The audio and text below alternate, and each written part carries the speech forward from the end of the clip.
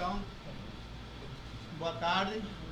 Então, é com gosto que a gente apresenta o professor Bruno Mota. O professor Bruno foi uma sugestão, convidado pelo professor Mauro Cupelli, aqui presente, e nada mais adequado que a apresentação ser feita pelo próprio Mauro Cupelli. Obrigado, Bruno. Obrigado, Mauro. Obrigado.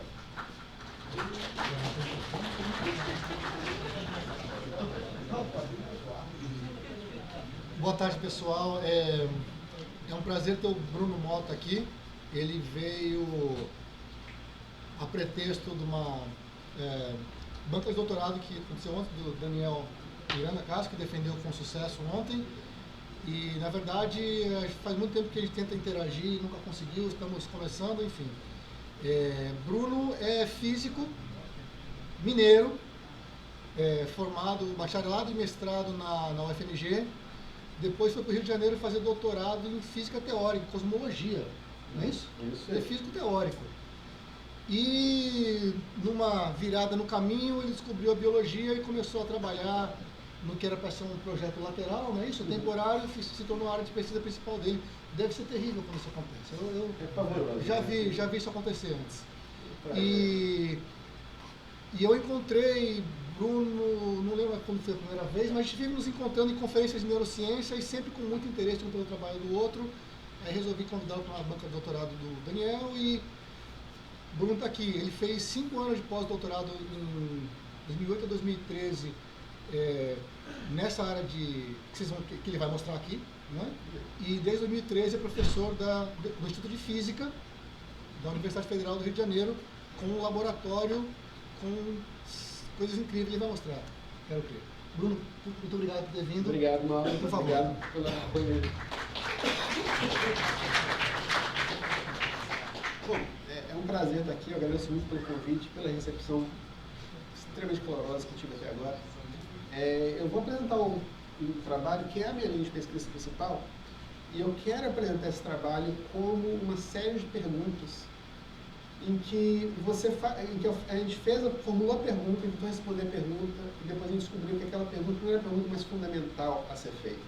Isso é um bom exemplo de como pesquisa de física em ciências complexas de forma geral, mas em biologia em particular, ela é muito mais uma questão de encontrar a formulação e a pergunta certa do que de habilidade técnica de resolver um problema matematicamente complicado. Porque escolher a pergunta certa é diferente de um problema intratável e um problema que é relativamente simples e complicação muito geral. Nós vamos ver isso daqui a pouco. Esse trabalho é desenvolvido no meu laboratório, no laboratório de matemática experimental e biologia teórica, e a gente vai ver algumas das coisas que a gente desenvolve lá também. Então, o meu foco principal nesse trabalho é córtices. O córtex cerebral, uma parte do nosso cérebro é o córtex cerebral, aquela estrutura que é dobrada, tem uma camada, substância cinzenta, onde os somas celulares primordialmente residem, os neurônios, as unidades computacionais do cérebro, que cobrem, formando dobras complexas, uma substância branca por onde passam as conexões de longo alcance entre esses neurônios. E esses córtex são uma estrutura estritamente de mamíferos, e eles vêm em todas as formas e tamanhos. A gente tem córtex de cetáceos a humanos, a elefantes, chimpanzés, a ratos, a capivaras, e pode parecer, a princípio, um tópico particularmente ruim para generalização e para modelagem em termos de biologia teórica, porque é uma diversidade tão grande e é algo tão aparentemente complexo, e que tem uma função tão complexa e que envolve tantos graus de complexidade de desenvolvimento, de evolução, de física, que uma abordagem puramente descritiva, como tem sido feita historicamente, parece ser uma abordagem plausível, mas na verdade, isso não é verdade. Apesar das formas e tamanhos do cérebro, a gente pode tentar abstrair esse objeto complexo de uma maneira que é mais tratável. Como a gente está falando de algo que é dobrado, e a gente pensa em dobra como algo que acontece em objetos bidimensionais, a gente pode conceitualizar esse córtex cerebral, essa parte cinzenta, essa parte mais escura, que nessa ressonância magnética chama baleia bicuda, como um conjunto de 3 superfícies concêntricas. A gente tem a fronteira entre a substância branca e a cinzenta, onde começam os axônios de longo alcance, que é essa parte coxa aqui. Envolvendo ela, tem o que a gente chama de superfície pial, que é a superfície total do córtex, inclusive incluindo essas entradas que a gente chama de sulcos, em azul. E envolvendo tudo isso, a gente tem uma superfície exposta, que é a parte do córtex que não que não é interior a essas dobras. A gente pode definir de várias maneiras diferentes, inclusive usando um bulbo convexo. Mas a ideia fundamental é que a gente tem 3 tipos de superfície. E se eu defino essas 3 superfícies, no nível acima do nível celular, a gente tem uma definição completa da forma cortical. Então, é explicar essa forma, especificar dessa maneira, que significa, no contexto do trabalho que eu vou apresentar, explicar a forma cortical. Em 3 dimensões, a gente tem um objeto como esse, como vocês veem, extremamente complexo. Conceitualizar e quantificar esse tipo de coisa é relativamente não trivial. Então, a pergunta que a gente faz é, então como é que eu tenho essa forma? Como é que o córtex se dobra? E a resposta que a gente deu é, ela se dobra se amassando. E ele se amassa com uma folha de papel. Se você imaginar uma folha A4, que tem essa propriedade bonita, de que se eu partir em 2 ela mantém a razão entre os lados, eu posso fazer uma série de folhas A5, A6, A7, AM, e gerar uma família de bolinhas de papel. E agora eu posso pegar folhas de diferentes espessuras, estamos colando folhas A4 umas nas outras, e agora eu tenho um espaço paramétrico tridimensional, onde eu posso caracterizar esses vários objetos. E eu me pergunto se eles se distribuem de forma homogênea nesse espaço tridimensional, ou se tem algum tipo de regularidade. A gente pode definir uma terceira quantidade, além da espessura, e aqui seria a da área total, que são quantidades intrínsecas geométricas, como, por exemplo, a área exposta ou a área da esfera que contém essas bolinhas de papel. Essa analogia da bolinha de papel ela é mais profunda do que meramente um jogo, porque essas 3 variáveis, a espessura, a área total e a área exposta, elas, como isso nos sugere, são variáveis naturais para expressar a forma do córtex também. E elas têm uma característica interessante, porque elas se separam naturalmente. 2 variáveis são intrínsecas, que não dependem de como essa folha está distribuída no espaço, e uma variável que é extrínseca, que é ela que depende diretamente de como essa folha se dobra no espaço. E quando a gente estudar um objeto em várias escalas, a maneira natural de fazer isso é procurando relações entre tamanhos intrínsecos e extrínsecos. Quando essa relação é uma relação simples, invariante por escala, a gente tem um objeto que se aproxima do fractal. A gente já vê, isso é verdade para o córtex também. Oi? Ah, pode falar. Você diz então que ele tem a natureza de uma coisa bidimensional? Ele não é bidimensional porque ele tem uma espessura. E essa espessura, ela define a escala fundamental em que eu tenho as menores dobras. Então, se eu tenho um córtex mais grosso, eu tenho dobras maiores. Se eu tenho um córtex mais fino, como um golfinho, por exemplo, eu tenho dobras mais finas. Na verdade, uma das coisas que eu acho que uma vantagem desse trabalho é que a gente trata o córtex como um objeto tridimensional, não simplesmente como tridimensional, não simplesmente como uma superfície ou uma superfície bidimensional medida em 3 dimensões. Bom, então quando a gente definiu as variáveis que a gente queria trabalhar, o que restava fazer é tentar criar um modelo mecânico simples, o mais simples possível, o mais simples que eu conseguir criar, inspirado pela física estatística, que procura encontrar a forma do córtex expressa nessas variáveis como um estado de equilíbrio. Um estado de equilíbrio entre mecanismos que a gente sabe devem existir na natureza. Um mecanismo é um mecanismo relativamente simples, é o que a gente sabe existe nos axônios, aquelas filas que ligam os neurônios distantes, ou os neurônios entre si, que é que, se eles estão submetidos a uma certa tensão longitudinal, eles tendem a crescer com uma velocidade que cresce linearmente com a força de tensão. E se essa força é zero, eles contraem. Então eu posso associar a esses córtex, a esses axônios, uma energia efetiva, que é proporcional simplesmente ao produto da sua área de seção reta vezes seu comprimento. Mas, se essa configuração tentar simplesmente minimizar a energia, eu teria uma situação em que o volume do espécie branco colapsaria até um ponto que, obviamente, é falso. E por que isso é falso? Isso é porque a superfície do córtex, ela existe no espaço tridimensional, ela não pode se interpenetrar. Ela é uma superfície que a gente chama de auto-evitante, como um jogo de trompa, quem lembra desse jogo, onde a trajetória que você faz não pode penetrar nas regiões que já foram percorridas. Quando eu penso dessa maneira, eu posso imaginar que a auto-interseção, a auto-evitação, ela restringe o número possível de configurações que eu posso ter, portanto, ela tem um efeito na entropia configuracional associada a esse estado. Se eu tenho um sistema que eu posso definir essa energia e essa entropia, eu posso imaginar que o equilíbrio vai ser obtido quando eu tenho minimização de alguma energia livre. Eu posso expressar usando aproximações várias, que são simplificações muito extensas de uma coisa muito complexa, e expressar todas as quantidades em termos de áreas expostas, áreas totais espessuras, e quando eu minimizo, eu obtenho essa relação, que pode ser expressa de duas formas diferentes, relacionando a área total e a área exposta com o expoente de 5/4, multiplicando sobre essa última.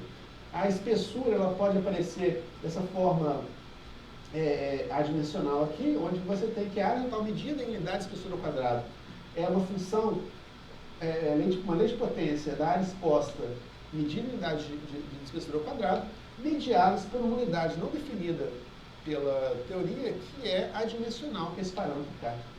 Olha, isso aqui então seria a nossa previsão teórica. A gente pode imaginar o que significa isso em termos de qual que é a energia livre associada a uma configuração com uma certa área. E o que a gente vê é que para uma função que é 0 quando o córtex ele é completamente liso, a área exposta igual à área total, e ele é 1 quando ele é infinitamente dobrado, o ponto em que essa energia livre é mínimo para um córtex pequeno, para um córtex com área pequena em unidade de espessura ao quadrado, vai ser, se isso aqui funcionar, 0. Vai ser um córtex liso. Se isso aqui funcionasse, mas se eu aumento essa área, o ponto em que esse mínimo acontece, ele se desloca para a direita. Portanto, quanto maior a área em unidade de espessura ao quadrado, maior vai ser o grau de gelificação desse objeto. Em termos teóricos, está me dizendo que eu tenho tanto córtex lisos quanto dobrados descritos pela mesma equação.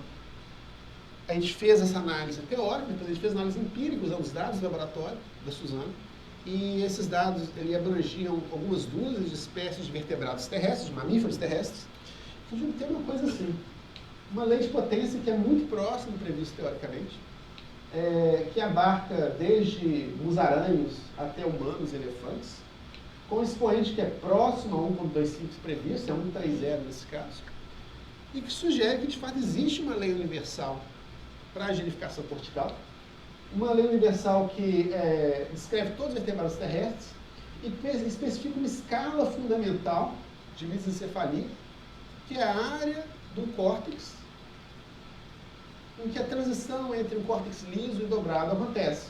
Ele é dado em termos de múltiplo da espessura ao quadrado, por esse parâmetro universal K elevado a menos 4. Em todos esses pontos aqui, esse parâmetro K é proporcionalmente constante, e no caso em que essa lei obedece estritamente, a gente pode definir um parâmetro K para cada objeto e dizer que ele é uma constante ou um invariante entre diferentes objetos, ou diferentes espécies. Tem uma exceção para esse caso. Essa exceção ela é, por enquanto, existente só em dados muito preliminares, não é preliminar, são dados muito antigos e dos quais a gente não confia muito. Mas dados que sugerem que cetáceos, golfinhos e baleias têm córtex mais dobrado ou girificado do que os mamíferos terrestres. De fato, se eu comparo golfinhos com cetáceos com os seus primos mais próximos na Terra, que são os artiodáctilos, eu vejo que separadamente ambas obedecem à lei universal com uma pressão bastante alta, muito próximo do 1.25 esperado, mas tem um offset aqui que corresponde exatamente a um parâmetro K diferente. Artiodáctilos são cavalos, vacas, ungulados, quase todo quadrúpede que você come é um artiodáctilo. Vocês falam mais próximo das baleias. Das baleias, sim. Então, parece que eu tenho um offset natural aqui, e a gente tem uma ideia de por que é o caso. A gente sabe que os cetáceos são a única espécie puramente aquática dos mamíferos, e a gente sabe que muitos deles, em particular esses que estão nesses dados aqui, eles mergulham profundamente, estão sujeitos a pressões hidrostáticas consideráveis. E a pressão hidrostática ela tem um efeito parecido, em termos matemáticos, da tensão adicional. Ela vai somar o termo associado à pressão adicional e a tensão adicional. E se essa pressão hidrostática é maior do que uma atmosfera é substancialmente maior que uma atmosfera, você espera que esse parâmetro K vai ser elevado pela mesma proporção. Essa é uma hipótese que a gente está testando ainda, não é uma coisa trivial de testar, porque cérebros cetáceos são muito difíceis de obter e muito difíceis de analisar. Sim? Talvez isso seja filigrana demais, mas achei interessante a hipótese, né? E aí você, por exemplo, a cachalote, ela mergulha em abissal, né? Isso. Então ela teria essa característica mais exacerbada. É possível. Mas eu imagino que deve ser quase impossível no cérebro. Não, ninguém nunca escaneou um cérebro de cachalote com ressonância magnética. Se você achar um cérebro de cachalote, desse cérebro de cachalote, porque esse é um paper na Science. Mas aí a gente tem várias espécies que mergulham profundamente. Tem uma espécie chamada Bear's Beak Whale, que mergulha tão profundamente quanto a cachalote. Uma coisa, porém, que eu tenho que afirmar é o seguinte: você não sabe se essa resposta é uma resposta plástica dos axônios que ocorrem ao longo de semanas e dias. Então, assim, um mergulho só não vai alterar o córtex de forma tão profunda. Isso é um integral ao longo de vários dias ou semanas. Então, talvez uma profundidade mais apropriada seja a profundidade que eles dormem, que é bastante universal no cetáceo, entre 10 e 20 metros de profundidade. Eu não sei, mas para responder a sua pergunta,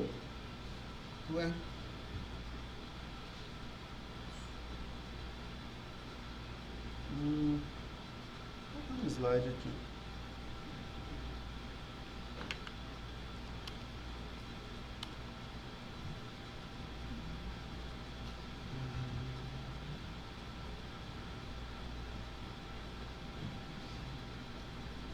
Bom, está faltando um slide aqui, e a única razão que eu quero mostrar esse slide é porque, para responder essa pergunta, a gente criou uma rede de neurobiodiversidade, em que a gente coleta cérebros no Brasil inteiro e escaneia eles em ressonância magnética.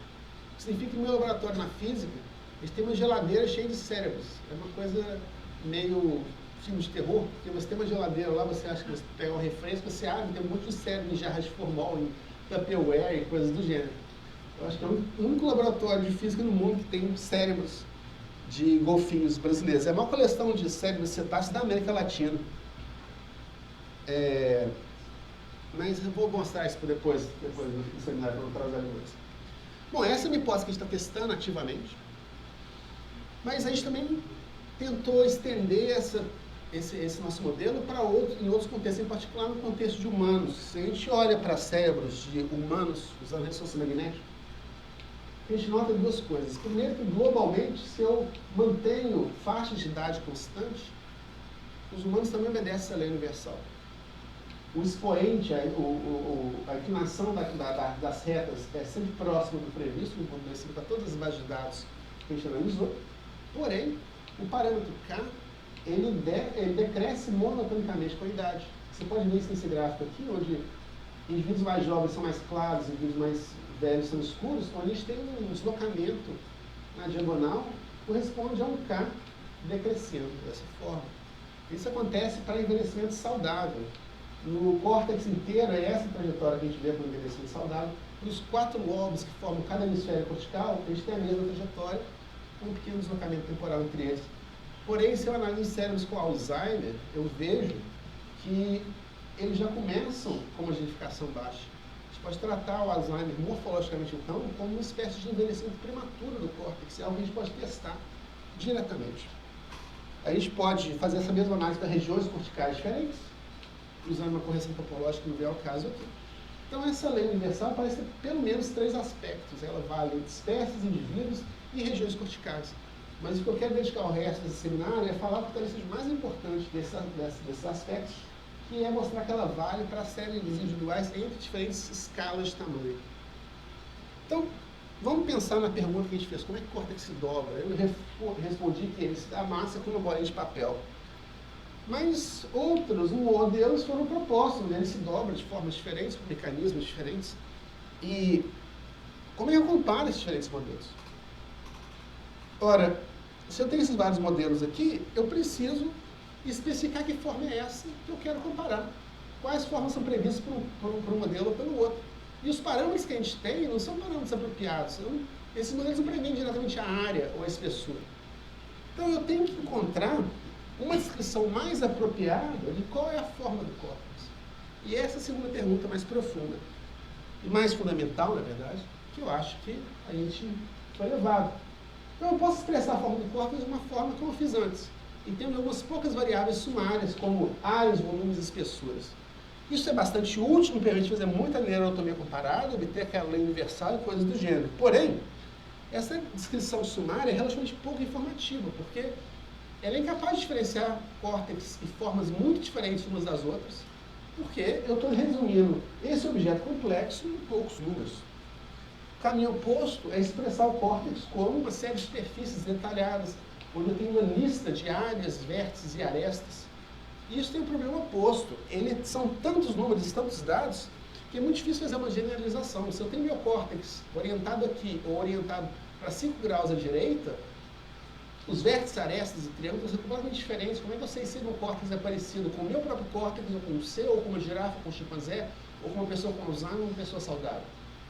Então, o que eu preciso é algum tipo de meio termo em que eu tenho a capacidade analítica de descrever poucas variáveis, mas uma descrição detalhada o suficiente para que eu consiga diferenciar entre córteces saudáveis, doentes, humanos, primatas e por aí vai. Bom, para fazer isso, a gente precisa fazer duas coisas. O primeiro é encontrar variáveis que expressam formas e tamanhos de forma mais apropriada. A gente sabe que alguns córtex são pequenos, outros grandes, outros são dobrados, outros são suaves, mas a gente sabe que essas duas coisas, embora correlacionadas, não preveem uma a outra. Se eu pegar uma baleia, se eu pegar uma vaca e um peixe-boi, são córteces mais ou menos do mesmo tamanho, de animais com mais ou menos a mesma inteligência, mas a vaca tem um córtex que é quase tão dobrado quanto o nosso. O peixe-boi tem um córtex que é quase completamente liso. Então, claramente, tamanho e forma são quantidades independentes. A gente quer analisar ela como formas independentes. Para pensar como a gente faz isso, a gente vai fazer uma teoria muito profunda chamada retangologia comparada. A ideia é que se eu tenho vários retângulos, eu posso botar cada um deles num plano onde eu tenho altura e largura, e eles correspondem a pontos diferentes. Alguns deles são quadrados, eu vejo que todos eles se alinham na mesma reta, diagonal. Mas, se eu quero pensar em termos de forma e área, as variáveis naturais são a área mesmo, o produto entre as quantidades, e a razão de aspecto, a razão entre elas. Usando a mágica dos logaritmos, a gente vê que isso se transforma em duas relações lineares que descrevem direções diagonais, diagonal principal e secundária. Então, se agora eu expresso esses retângulos em termos dessas duas novas variáveis, eu estou fazendo uma mudança, uma base ortogonal diferente, onde agora eu posso dizer que nessa direção eu tenho retângulos com o mesmo tamanho, e nessa direção eu tenho retângulos com a mesma forma. A gente faz a mesma coisa com o córtex. A gente já viu que existe uma regra que é universal, eu vou dizer, não é completamente universal, no sentido que existem variações em volta do valor médio, mas que tornam esse parâmetro K um parâmetro quase constante, um parâmetro com uma variação muito pequena em diferentes aspectos que a gente pode analisar. Ora, a gente pode definir esse parâmetro K, isolando ele na equação, e se eu tiro o logaritmo desse K, eu tenho uma relação linear que corresponde a uma certa direção no espaço. Essa direção aqui. Eu tenho o mesmo espaço tridimensional, os logaritmos das 3 variáveis originais, que eu sei são fortemente correlacionados entre si, mas eu defino o K como um candidato a uma nova base, onde eu posso procurar por variáveis que talvez não sejam tão correlacionadas. Para encontrar outras duas, eu posso olhar de volta nas bolinhas de papel, e você pode ver que, pelo menos num sentido estatístico, essa bolinha de papel é uma versão expandida isometricamente daquela outra. E, de fato, todas as bolinhas ligadas por setas roxas são versões expandidas ou contraídas isometricamente umas das outras. Se eu defino essa direção, que corresponde simplesmente a fazer um escalamento, onde eu dobro todas as áreas, ou divido todas as áreas por um fator de 2, por que eu estou fazendo isso aqui? Eu defino uma segunda direção, que é a direção do tamanho isométrico. Ora, como K é adimensional, o escalamento isométrico não vai afetar K. Então, nesse espaço, K e I, ou log de K e log de I, são ortogonais entre si. É fácil de mostrar isso, mas você não precisa, porque sua intuição já diz. Na intuição, sua prova matemática diz isso antes de você calcular. E esse tamanho isométrico, ele carrega toda a informação sobre o tamanho do objeto. Eu posso definir uma terceira direção ortogonal a ambas, que é a direção de S, que também vai ser uma direção adimensional. E ela é uma medida da complexidade morfológica do objeto. A gente sabe que um objeto são diferentes espécies, ou a mesma espécie observada em diferentes escalas, eles mantêm um K invariante, mas quanto mais liso o córtex, menor o S. Então eu posso tratar o S como medida de complexidade morfológica. Quando eu faço isso, eu vejo que para uma base de dados, tanto entre humanos quanto entre diferentes espécies, essas três variáveis são quase exatamente coincidentes aquelas que a gente obtém fazendo uma análise de componentes principais. Ou seja, essas variáveis que surgiram da teoria, elas são medidas estatisticamente independentes umas das outras da morfologia cortical. Duas delas representam a forma e a terceira representa o tamanho. A gente fez a dissociação que a gente fez com cetâmulos para objetos genificados. Então a gente tem essa relação bonitinha aqui. E se eu agora olho nesse nosso esquema anterior, eu vejo que eu estou mais próximo. Eu não cheguei no meio ideal, mas eu estou mais próximo. E agora eu tenho variáveis globais independentes.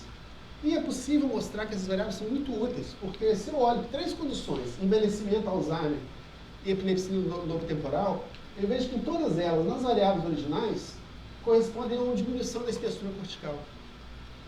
Parece que eu estou fazendo a mesma coisa, que o córtex está sofrendo o mesmo efeito nessas três. Porém, eu não posso analisar só a espessura, porque são três variáveis fortemente correlacionadas. Se eu olho as variáveis novas, aquelas duas de forma e as de tamanho, eu vejo que a principal diferença entre elas é o seguinte: para o envelhecimento e para o Alzheimer, o parâmetro K está diminuindo. O parâmetro que define, por exemplo, a tensão axonal está diminuindo, algo que está associado à densidade de axônios por unidade de volume está diminuindo. É exatamente o que a gente espera que aconteça, tanto no envelhecimento quanto no Alzheimer, que o perda de axônios, você sabe que se torna mais rala em axônios, portanto, esse termo de tensão deve diminuir. Por outro lado, a epilepsia é causada em grande parte por uma falha na poda de axônios e sinapses ao longo do desenvolvimento. Então, isso gera uma hiperativação do córtex, gera surtos epiléticos. Então, nesse caso, eu espero, de fato, encontro um K elevado. Então, nota que as variáveis novas elas nos permitem discriminar entre condições neuropáticas que as variáveis originais não discriminavam, porque elas têm uma interpretação natural e porque elas são empiricamente, estatisticamente independentes umas das outras. Fala? Glia faz algum papel aí? Papel importantíssimo. Se eu falar de glia, eu não paro de falar hoje, mas um dos meus trabalhos foram sobre glias. Os astrócitos têm um papel super importante na manutenção da homeostase e de limpar neurotransmissores no gato intestinático. E as microglias, elas são fundamentais na apoptose que mata esses axônios que estão associados ao envelhecimento, por exemplo.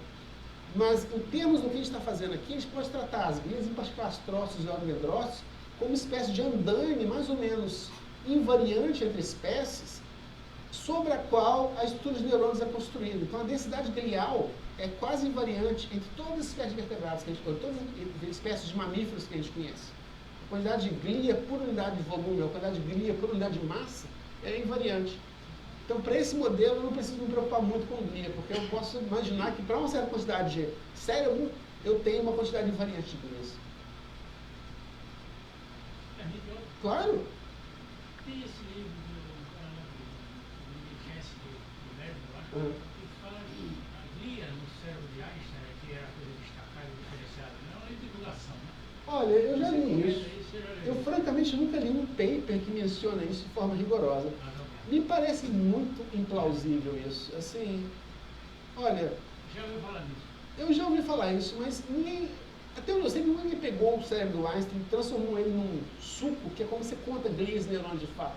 Né? Então, alguém provavelmente fez uma fatia olhando no microscópio, sacou que aquelas glias pareciam anormais de alguma forma? Eu não sei, talvez... talvez ele tivesse um glioma quando ele morreu, sabe? É algo que é tão anedótico que eu acho difícil fazer uma afirmativa mais profunda, mas assim, eu não sei. Mas o que isso leva a gente a pensar? A pensar que, tudo bem, a gente pode encontrar variáveis para essa forma cortical, mas talvez uma pergunta mais profunda que essa seja, entre todas as formas dobradas possíveis, quais delas correspondem a córtex? Fazer isso de derreter os cérebros.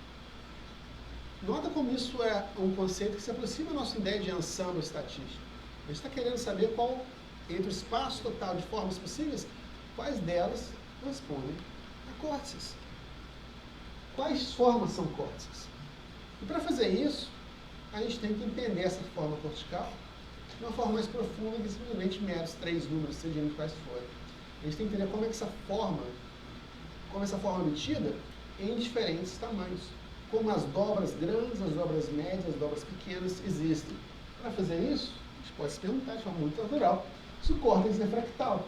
E se olhar para a fórmula da relação universal, ela sugere que é, porque eu tenho uma relação entre variáveis intrínsecas e extrínsecas mediadas por escalas de tamanho. Se eu olho para aproximações sucessivas do mesmo fractal, é exatamente isso que eu obtenho.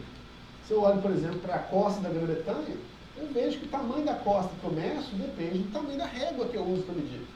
E a relação entre elas é uma lei de potência, que me dá a dimensão fractal dessa costa, que varia desde valores pequenos para costas lisas, como da África do Sul, até valores muito altos, entre 1 e 2, para a costa da Noruega. Você pega um caso mais exato da curva de Koch, eu vejo que eu posso definir um tamanho extrínseco entre os extremos desse segmento, e para cada iteração me aproximando da curva de Koch, que é uma abstração matemática infinitamente naquela direção, eu posso definir o tamanho do meu passo, o tamanho da minha régua, e um comprimento intrínseco, que é o número de passos vezes o tamanho da régua. E eu vejo que eu obtenho uma relação que é também uma razão de tamanho intrínseco e uma escala, tamanho extrínseco e uma escala elevado a uma potência. Essa potência é proporcional à dimensão fractal. Isso sugere que esse expoente aqui, a dimensão fractal sobre 2, é por 2 que é uma relação entre áreas e não volumes, então teria que dividir pela dimensão topológica desses objetos. E uma medida anterior à nossa, que foi feita de forma independente, de fato encontrou um valor para a dimensão fractal do córtex de 2,49, muito próximo ao que a gente tinha sugerido. Mas esse método aqui tem um problema, em que você começa com córtex e faz um coarse graining com voxels cada vez maiores, o que significa que eu não tenho mais aquela estrutura em 3 superfícies concêntricas, eu tenho parece uma espuma, ou uma bucha de banho, onde eu não posso mais analisar separadamente as áreas, que é o que eu faço para definir essas relações universais.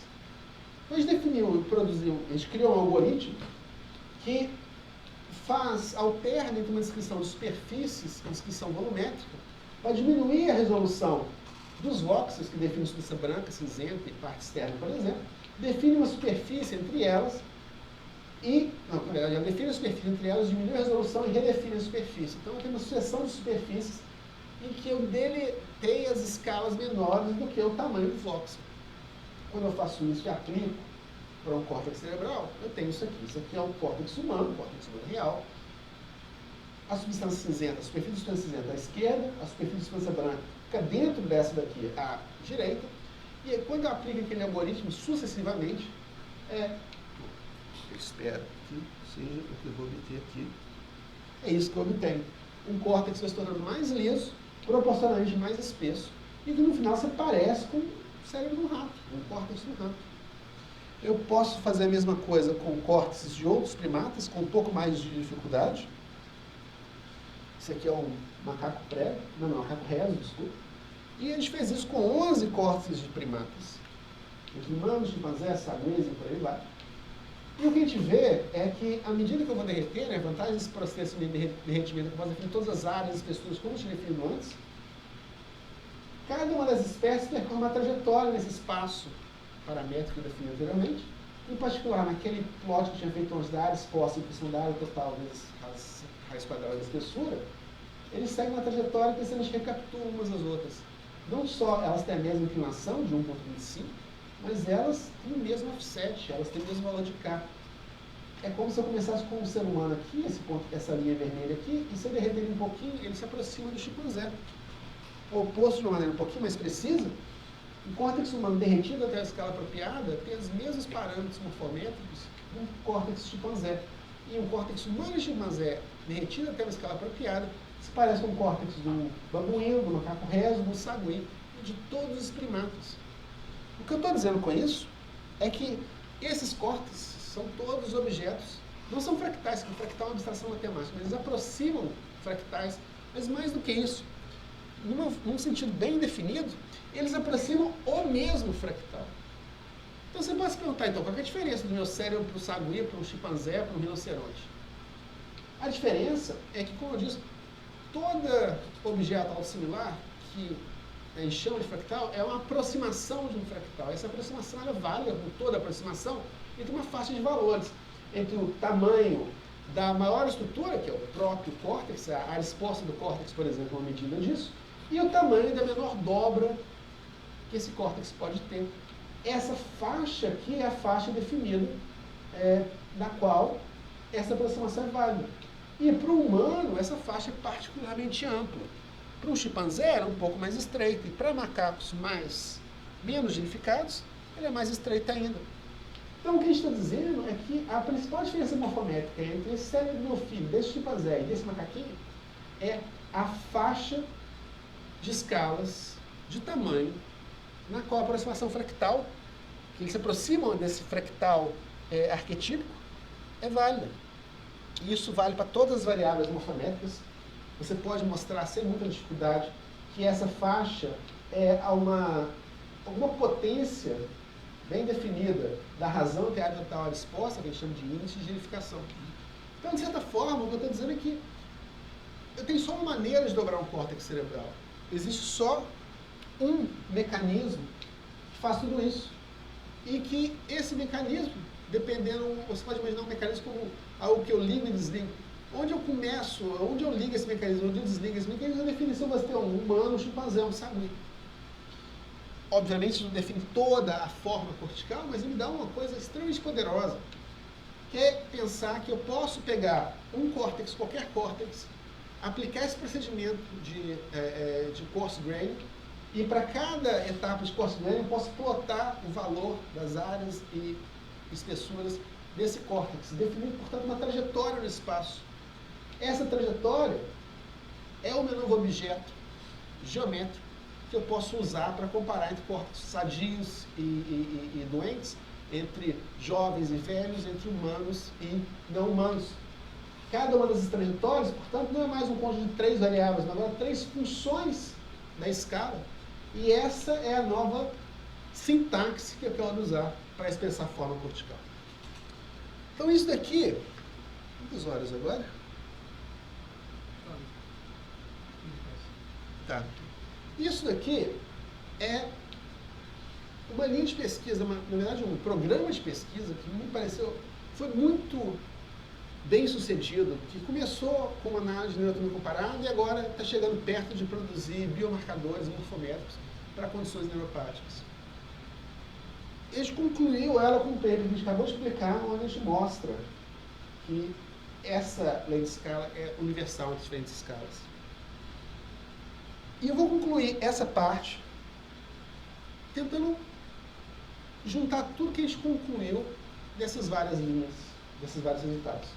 Então, qual que é a forma do córtex cerebral? O que nós fizemos primeiro foi desenvolver uma sintaxe simples, 3 funções, 3 funções de escala, que definem forma e tamanho, que definem uma trajetória para cada córtex individualmente, e podem ser comparados usando os vários codificadores. Vou citar aqui para expressar essa morfologia.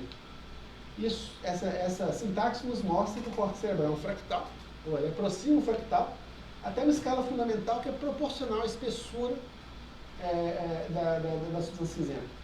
Essa lei, ela vale entre espécies, indivíduos, regiões corticais e escalas de tamanho, ela é de fato realmente universal. De maneira que eu posso dizer, isso aqui é um abuso de linguagem um pouco, mas a fractalidade recapitula a filogenia. Eu posso estudar espécies diferentes, em diferentes escalas, eu vejo que pegando a fase de escalas apropriada, todos os córtices, pelo menos os primatas, não supõe também de outros mamíferos, se assemelham entre si. Eu não mostrei aqui, mas a gente fez essa análise também para nozes, e pimentões, e estátuas, e essa lei de escala é específica para córtices cerebrais. E um outro fato que é importante, porque, como eu disse, o meu modelo não é o único modelo para a genificação cortical. Essa lei de escala, agora aplicável não só para os pontos individuais, mas para as trajetórias individuais de cada indivíduo, para cada espécie, é um teste extremamente rigoroso de qualquer outro modelo de genificação cortical que alguém queira propor. Então, independente se acredita-se que a genificação cortical surge a partir da tensão axonal e da alta evitação das superfícies ou por causa de crescimento diferenciado de camadas corticais, o fato é que qualquer modelo que alguém propor, ele tem que reproduzir essa lei de escala. Você não vai encontrar córtices reais que não obedecem à lei de escala. E se eu tivesse 3 meses atrás, eu teria falado um pouco mais sobre esses resultados. paralelos e eu concluiria o seminário aqui. Mas, como a gente está querendo estabelecer colaborações e eu quero falar sobre o que está me animando, eu quero terminar com o tempo que me falta falando sobre o que vem depois. E para falar o que vem depois, a gente tem que pensar quais são as limitações do trabalho até agora. É uma coisa que é difícil fazer, porque você está muito animado com o que você fez, você acha que você é fantástico, é maravilhoso, não sei o que mais. Mas é algo que a gente tem que fazer, porque a gente fez o que dava para fazer. A gente passou anos conseguindo obter um algoritmo que funcionasse para derreter o córtex. E a gente conseguiu vários resultados importantes com isso. A gente mostrou, por exemplo, que o córtex envelhecido e o córtex novo, ele apresenta valores de K máximos em diferentes escalas. O córtex jovem tem valor de K máximo na escala nativa, na escala em que você obtém ressonância magnética. Mas um córtex velho tem um K máximo em uma escala de 2 milímetros. É uma maneira sucinta de expressar o fato de que os sulcos começam a se abrir quando você envelhece. E é uma maneira de medir isso, de quantificar isso, de maneira que a gente consiga prever, por exemplo, a idade de uma imagem de ressonância magnética usando esses parâmetros morfomêtricos. Mas esse método de movimento tem limitações. E essas limitações têm a ver com o fato de que a gente está usando duas representações que são formas antagônicas para a forma cortical. Eu posso representar a forma, como eu disse antes, como, por exemplo, 3 superfícies concêntricas, uma dentro da outra.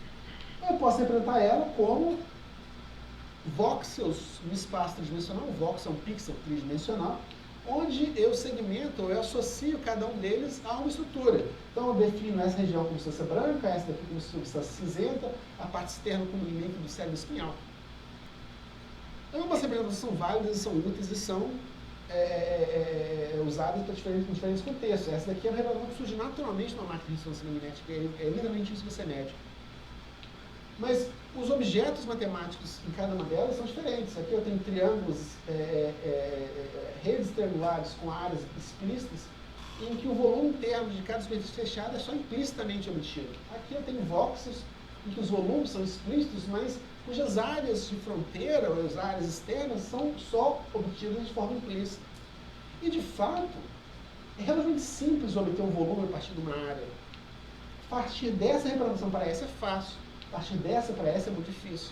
Se você tenta fazer isso, por exemplo, você vê que os seus sulcos, que tendem a ser muito próximos uns dos outros, eles se fundem. Então, eu tinha uma coisa que era o meu morfo como esfera, agora é um toro, alguma coisa complicada, um pesadelo topológico. E se eu quero falar de áreas, idealmente eu quero evitar ter que passar por essa representação. Porém, nosso algoritmo ele forçadamente foi forçado a fazer isso. Para diminuir a resolução, a gente teve que representar a fórmula em termos de voxels, diminuir a resolução e depois obter uma superfície. E isso cria superfícies imperfeitas. Eu não consigo, por exemplo, derreter um córtex até um certo ponto e depois derreter ele novamente até um ponto seguinte. Eu tenho sempre que fazer um salto entre a resolução nativa e a resolução que eu quero. Isso faz com que, por exemplo, estruturas pequenas, sulcos individuais e giros individuais, não sejam preservados ao longo do derretimento. Então, o que eu quero postular, o que eu quero produzir, o que eu quero construir é uma representação de forma onde o derretimento, em particular, mas de forma geral, as superfícies auto-habitantes têm uma representação natural que evite esses problemas. E a maneira de fazer isso é voltar para o básico. A gente fala de 3 superfícies encapsuladas uma dentro da outra, mas na verdade as superfícies são fechadas, ou podem ser fechadas, são simplesmente conexas e são auto e mutuamente evitantes. A nossa representação, ela só implementa essas coisas a posteriori. Eu quero fazer uma implementação que faça isso de forma nativa.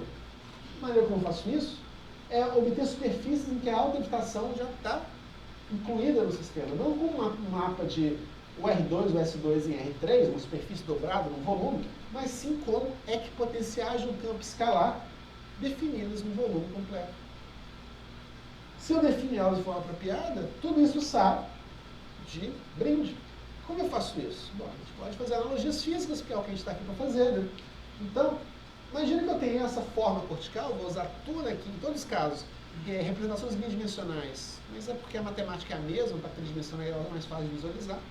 Imagina que eu defino aqui a fronteira entre substância branca e cinzenta, e eu defino de novo, isso é uma analogia, não existe uma temperatura real associada a isso, e eu digo que ela é medida em unidades de temperatura arbitrárias do a 100.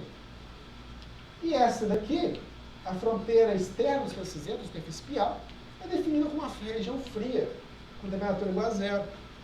Ora, eu posso me perguntar o que acontece quando eu faço isso. Qualquer condição inicial, eu vou ter um fluxo de calor da região quente para a região fria.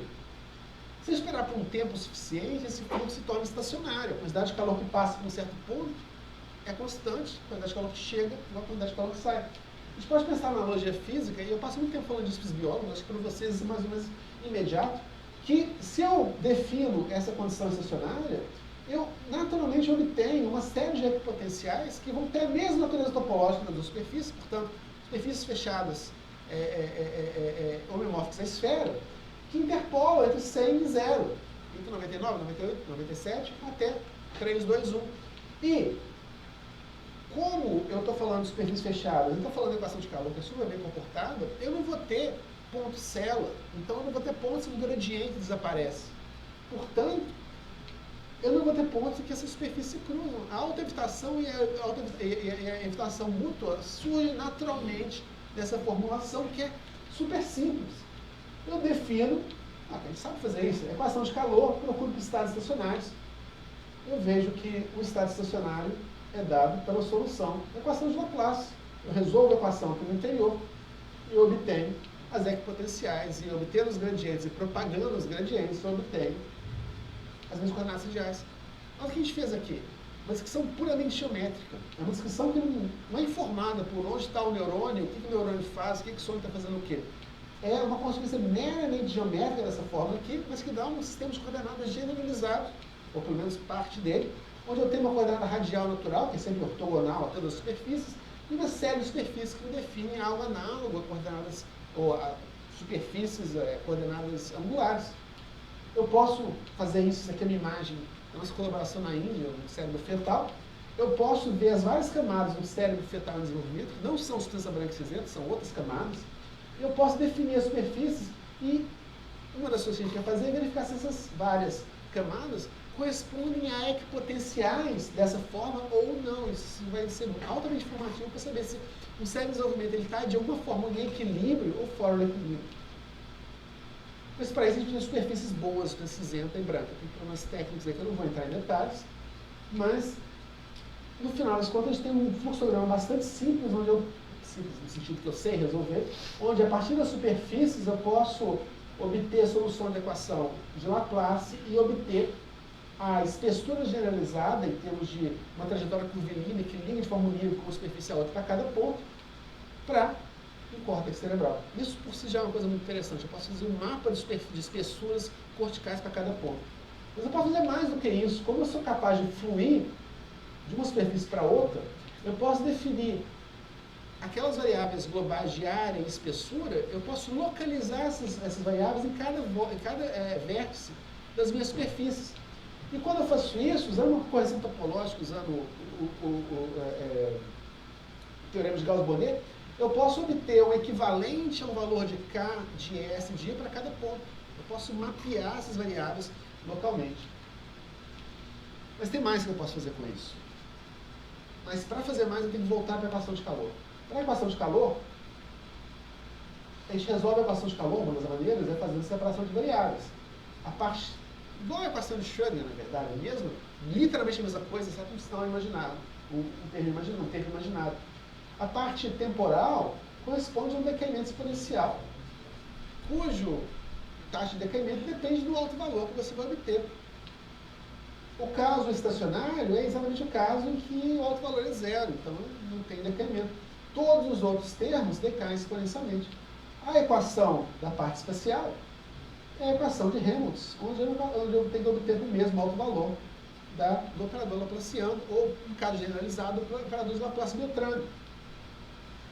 O resultado final é que se eu sei para um par de superfícies quais são as autofunções do operador laplaciano, para uma configuração inicial de temperaturas aqui, eu posso calcular a temperatura futura, essencialmente derretendo, é um outro modo de derretimento, exponencialmente os modos mais altos, ou os modos mais, de configurações mais detalhadas, ao longo de um tempo, que não é um tempo real, mas que vai dar uma escala de tamanho de derretimento. E eu fiz um exemplo aqui simples, porque é o que o meu computador conseguia rodar. Lembra, as autofunções, elas são uma consequência das condições de contorno. Então, nessa estrela aqui, as autofunções fundamentais são essas aqui. Uma que é uma condição radial, botei uma autofunção trivial, que ela é toda zero, que é correspondente ao caso de lambda zero. Mas agora eu tenho uma autofunção radial, duas funções que parecem dipolares, depois uma coisa que é uma quadripolar e outra radial. E a estrutura se repete, e é uma estrutura exatamente análoga às autofunções que eu tenho um disco, por exemplo, pelo menos qualitativamente. Ora, se agora eu vejo o que acontece com essas amplitudes, comecei todos com a mesma amplitude, à medida que eu evoluo o tempo, à medida que eu aumento a escala de derretimento, eu vejo que as autofunções com autovalores mais altos, elas desaparecem mais rápido do que as com valores mais baixos. Então, esse procedimento é um procedimento de derretimento também, onde eu elimino escalas menores e preservo escalas maiores, e eu consigo controlar que escala eu estou preservando usando esse parâmetro temporal. Mas agora, com um truque extra, que é o seguinte, eu posso fazer o derretimento inverso. Exponencial com coeficiente negativo, eu posso transformar em positivo com tempo negativo. Eu posso começar com um objeto menos genificado e obter um objeto mais genificado. Eu posso sair do chimpanzé e chegar no humano, não só do humano com o chimpanzé que eu já fiz antes. Para fazer isso, o procedimento não é particularmente complicado. Eu não consegui implementar isso nesse meu computador ainda, porque ele quase derreteu ontem de noite, não como fazer isso. Mas a ideia é que eu posso definir duas superfícies convexas que abarcam a superfície que eu quero delimitar. Eu defino elas com uma temperatura fixa, fria, quente, 0 e 100. Eu defino as superfícies pial e da branca com uma temperatura ligeiramente maior ou menor, respectivamente, das superfícies fixas, e evoluo no tempo essa configuração temporal e meço onde ficam as equipotenciais. Ou seja, as equipotenciais vão fluir da configuração atual para a configuração convexa.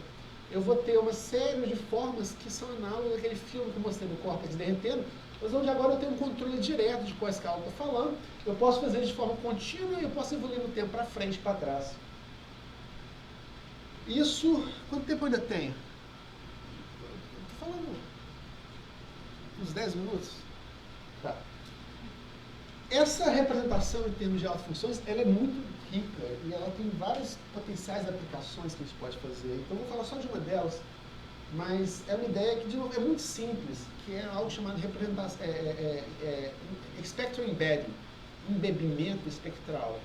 E a ideia é simples, a ideia é que, independente da forma exata das condições de contorno, eu sempre tenho qualitativamente as mesmas autofunções. Eu tenho um componente radial, eu tenho dois componentes que, de certa forma, definem duas direções ortogonais, ou quase ortogonais, nesse caso são ortogonais, me dizendo se eu estou nessa direção ou naquela direção. Isso é verdade para configurações várias. Todas obtidas da mesma equação, o que muda é só a condição de contorno. Isso é verdade se eu colocar fronteiras fractais, por exemplo. Posso fazer divertido. No final das contas, esses modos aqui, de certa forma, estão me dizendo onde eu estou mais ou menos ao longo desse eixo, onde eu estou mais ou menos ao longo desse eixo. Posso quantificar de forma um pouco mais precisa. Vamos imaginar uma superfície de uma esfera. Por exemplo, radiação cósmica de fluxo, só para lembrar da minha criação. Flutuações de temperatura da ordem de microkelvins associadas a flutuações quânticas primordiais e que deram origem à formação da estrutura do universo. Nada mais divertido do que isso. Se elas são gaussianas ou não, é um tópico de intensa discussão, nada disso é relevante para a gente.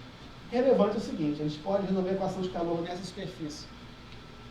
Os modos que você obtém dessa equação de calor são chamados harmônicos esféricos. E eu posso construir qualquer configuração civilizada de temperatura nessa superfície como uma combinação linear de harmônicos esféricos.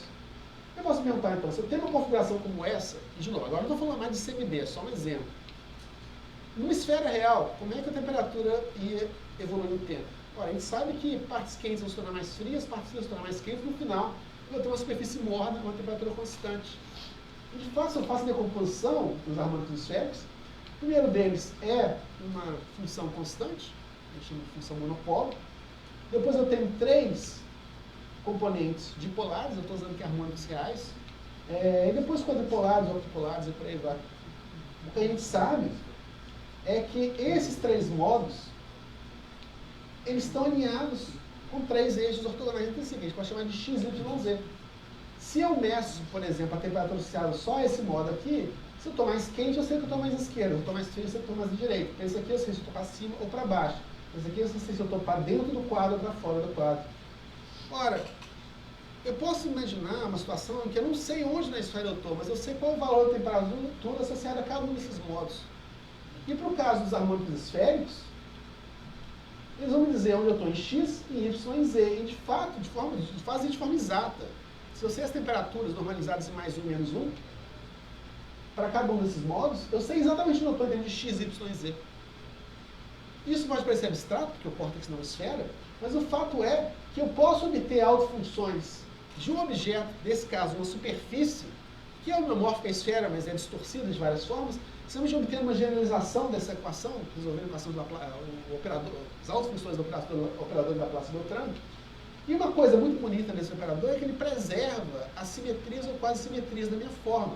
Então, se eu tenho um córtex que é mais ou menos, não exatamente, mas é quase bilateralmente simétrico, é mais alongado em uma direção e mais curto em outra, esses primeiros autovalores, que não vão ser mais degenerados, eles vão encontrar essas três direções, anterior e posterior, vento dorsal, lateral medial. Então, eu posso mapear cada ponto da superfície do córtex e um ponto na esfera, de forma unívoca.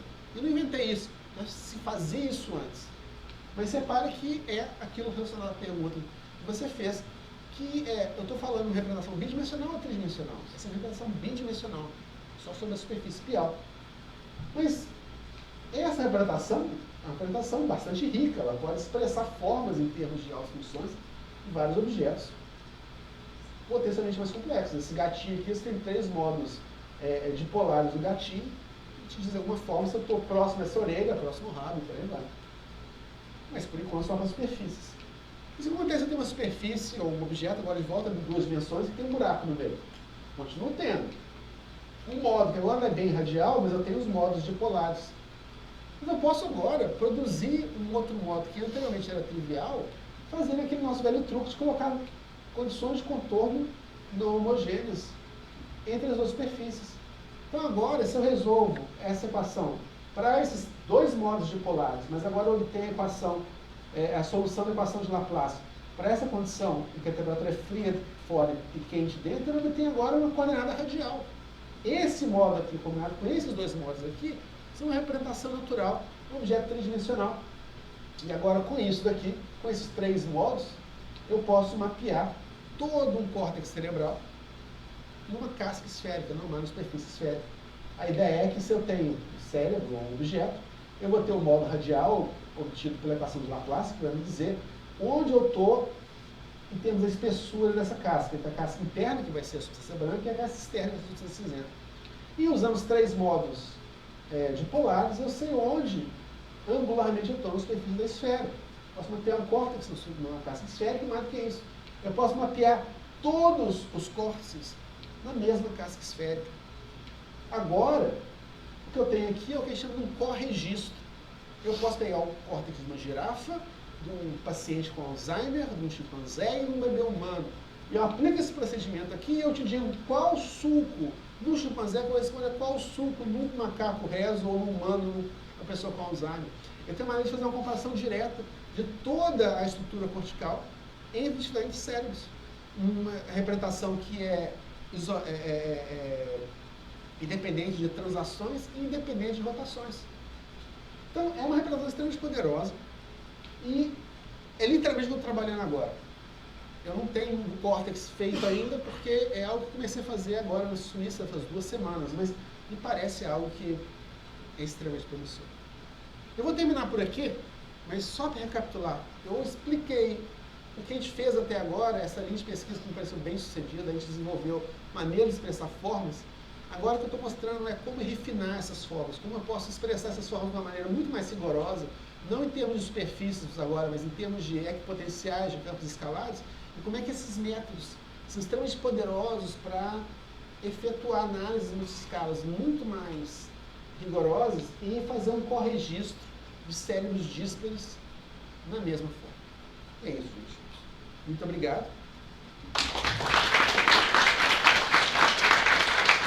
E eu quero só agradecer aos membros do meu laboratório, que são mal pagos, mas são bem alimentados, que são os jantares que a gente faz.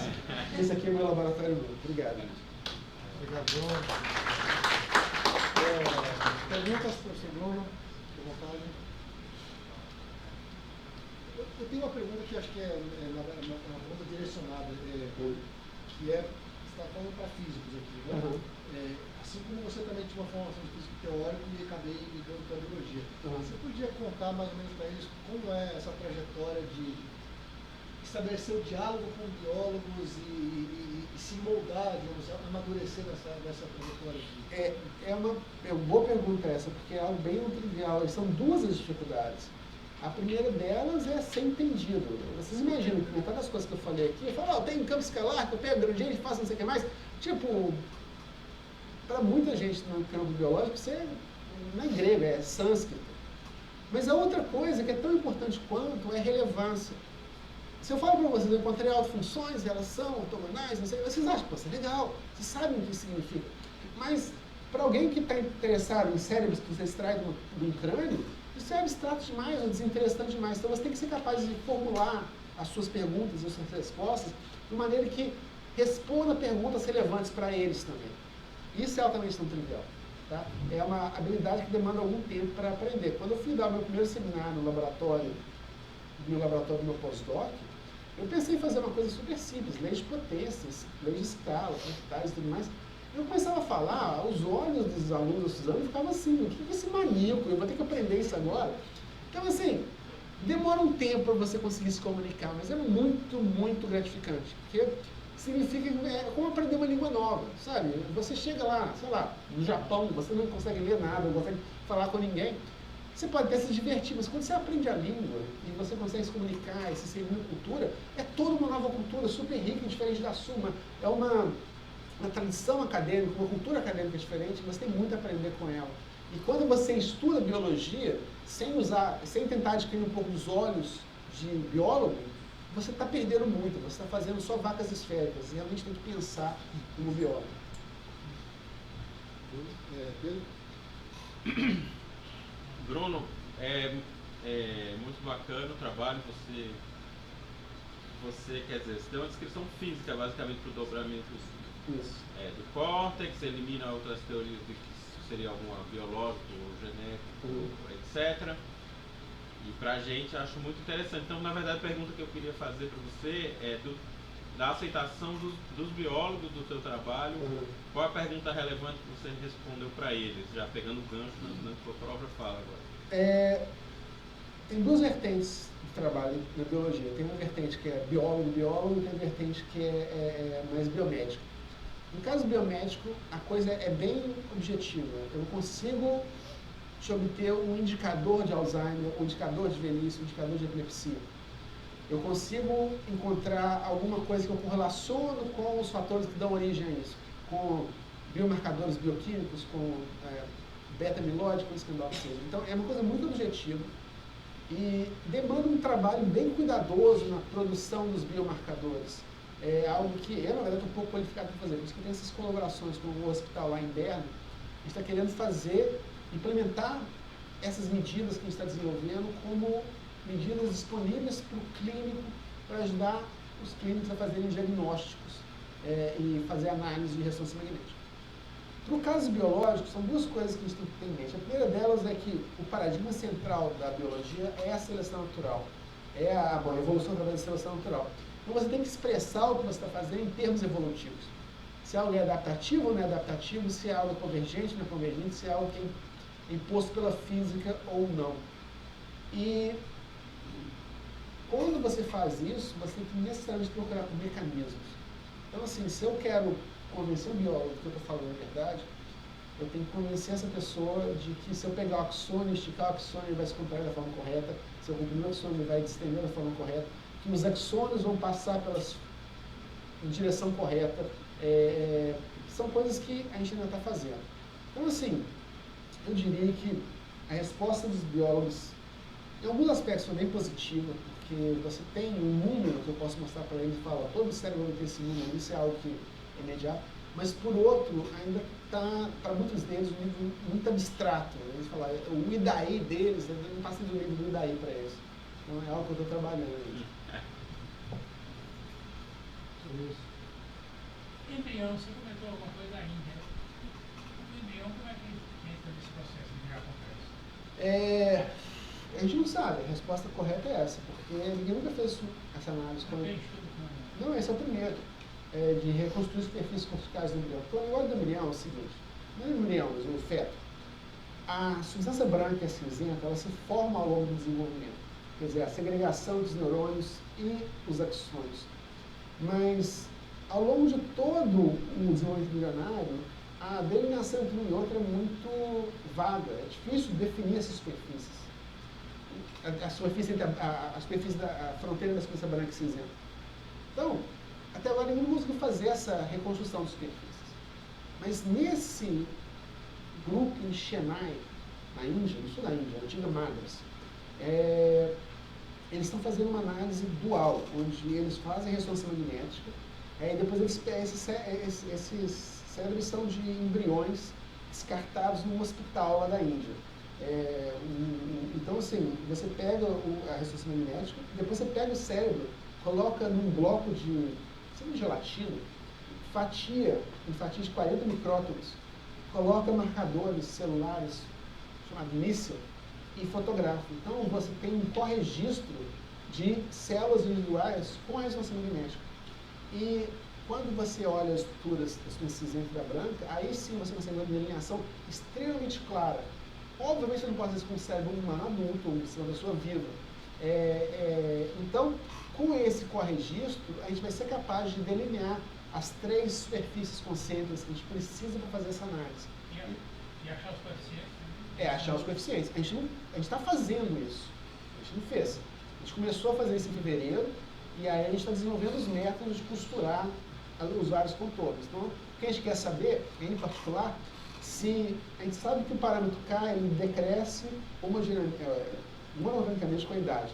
Mas a gente sabe que ele tem que crescer alguma hora, porque o cérebro começa liso e fica dobrado dentro do útero. Então a gente quer ver se a gente consegue fazer essa medida ao longo do desenvolvimento, depois ao longo do envelhecimento e fazer uma coisa que é ainda um pouco controverso, que é notar que desenvolvimento e envelhecimento são processos completamente disjuntos. Processos que acontecem ao longo do desenvolvimento continuam ao longo do envelhecimento. Nem tudo que acontece no envelhecimento é simplesmente uma degradação. Mas tem um refinamento das redes corticais que começa bem na hora em que os axônios começam a migrar, e a minha hipótese é que esse refinamento continua acontecendo durante toda a vida. Então, fazer essa conexão entre envelhecimento e desenvolvimento é algo que eu quero fazer e vai ser a primeira vez que eu vou ser capaz de fazer isso. E uma outra coisa que seria muito legal de fazer, mas ela está um pouco longe, é correlacionar esse parâmetro K, em ambos os aspectos, com medidas de densidade axonal na substância branca, para ver se eu consigo testar essa hipótese mecânica diretamente. Isso para a gente utilizar um tipo de método chamado DTI, Diffusion Tensor Imaging, onde é legal você ver como é que moléculas de água se difundem de forma anisotrópica, porque você tem simplesmente axônios, né, tubos impenetráveis, elas se difundem de forma anisotrópica, primordialmente na direção de feixes de axônios. Então, você usando ressonância magnética, você precessa o spin nuclear numa direção, depois precessa na outra com grau de diferença ao longo do gradiente. Se a água migrou daqui para cá, a pressão de volta não vai ser tanto quanto a pressão de ida. Então, você tem uma perda de sinal, e a perda de sinal está associada à difusividade da água naquela direção. Você faz em várias direções, você tem um tensor de difusão. Você liga o tensor de difusão a cada ponto, você costura ele e você obtém a capa daquele álbum do Mills ou um mapa dos seus feixes axonais. É bonitinho. É legal, né?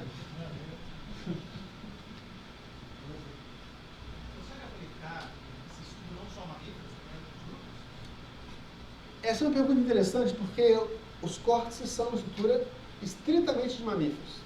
Então, assim, um chimpanzé tem um córtex dobrado, um rato tem um córtex liso, uma ave não tem córtex.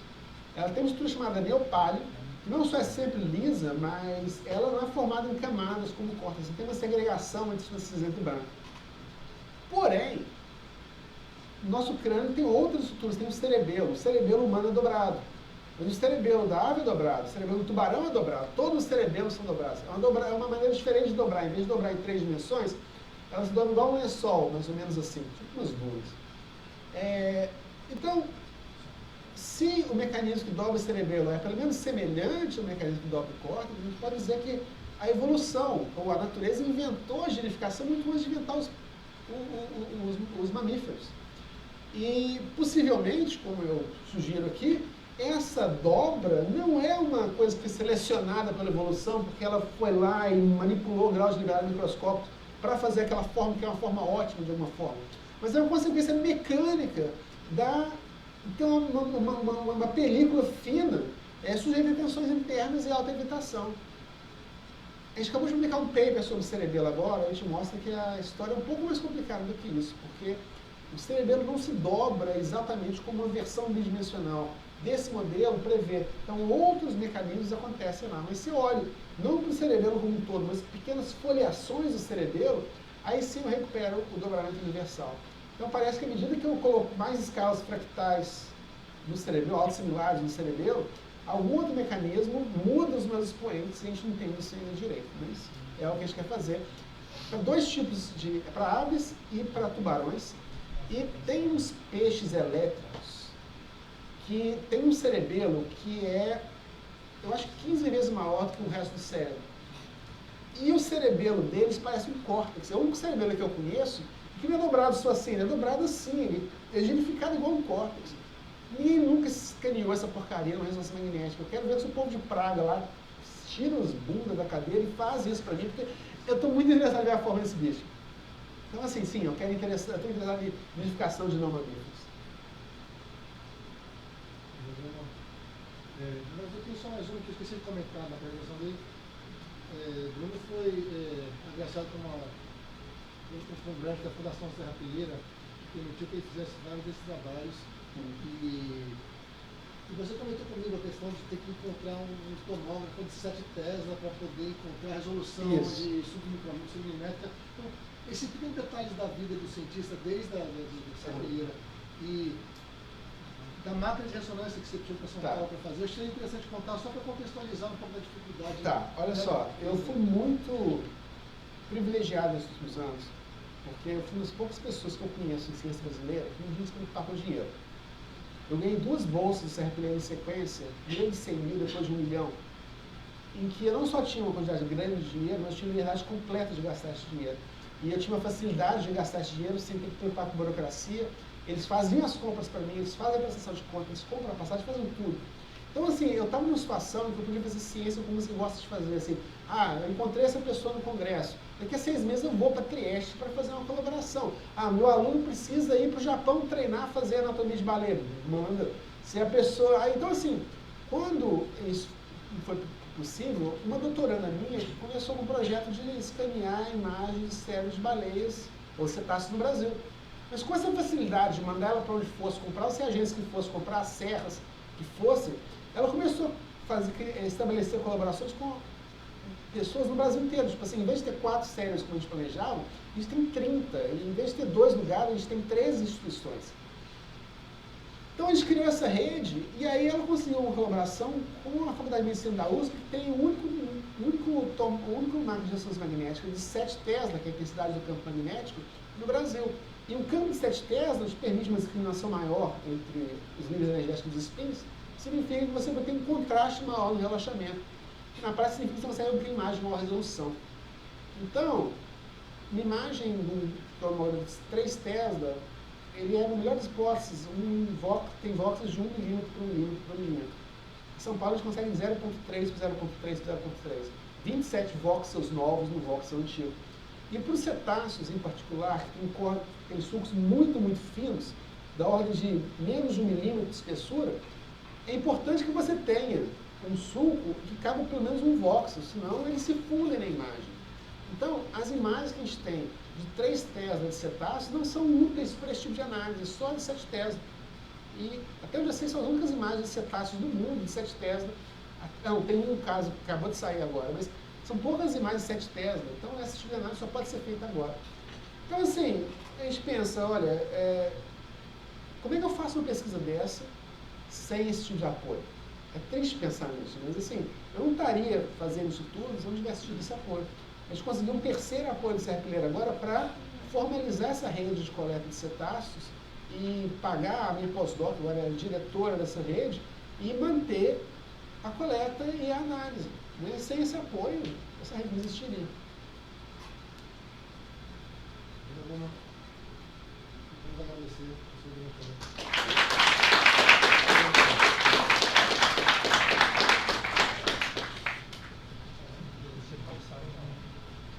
Obrigado, Bruno. Obrigado. Deixa eu só Vai lá. avisar